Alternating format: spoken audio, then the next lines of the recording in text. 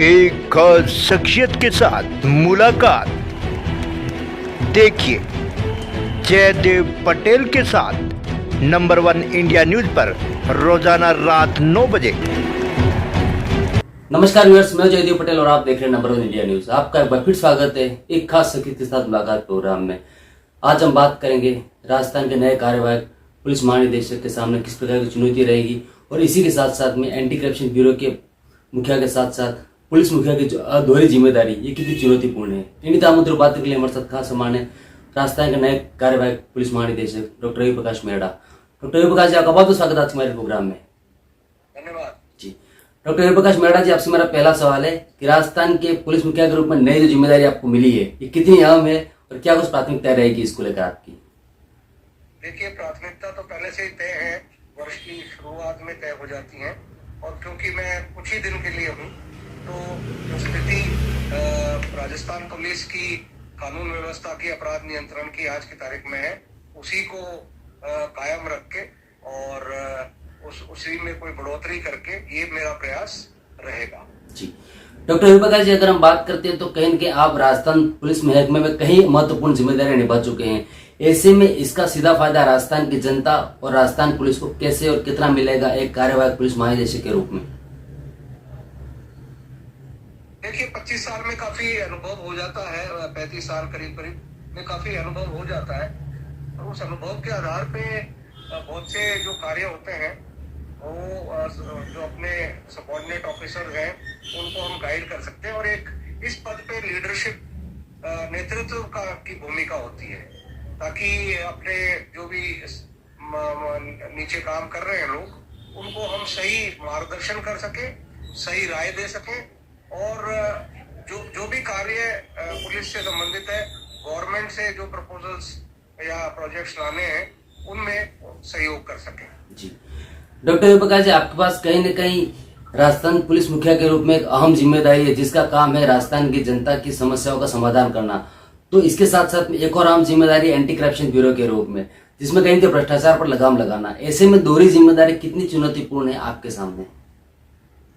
दोनों जिम्मेदारी एक साथ संभालना वास्तव में चुनौतीपूर्ण है और दोनों में काफी समय चाहिए होता है क्योंकि दोनों अपने आप में जो निर्णय लेने की स्थिति होती है वो बहुत सी निर्णय डीजी और डीजी एसीबी के स्तर पे ही होती है। तो इसलिए समय की काफी इसमें कमी रहती है, लेकिन फिर भी मेरा प्रयास है कि दोनों जो कार्यालय हैं, दोनों जो पद हैं उनके साथ मैं अधिक से अधिक समय देकर उनके साथ न्याय कर सकूं।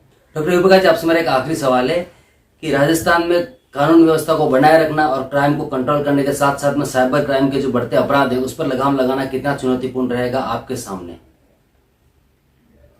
जी, साइबर क्राइम जैसा कि आपको पता है कि एक नई चुनौती है सभी पुलिस फोर्सेज और एजेंसीज के सामने और इससे निपटने के लिए लगातार जो हमारे पुलिस कर्मी हैं, अधिकारी हैं, उनकी जो स्किल्स हैं, उनकी जो जानकारी है उनको अपडेट करने के लिए ट्रेनिंग कोर्सेज और एक्सपोजर उनको लगातार दिया जा रहा है। और इसमें मिनिस्ट्री ऑफ होम अफेयर्स के 1930 के पोर्टल पे बहुत कोऑर्डिनेशन का वर्क हो रहा है और देश भर में अच्छा कोऑर्डिनेशन एमएचए द्वारा कराया जा रहा है।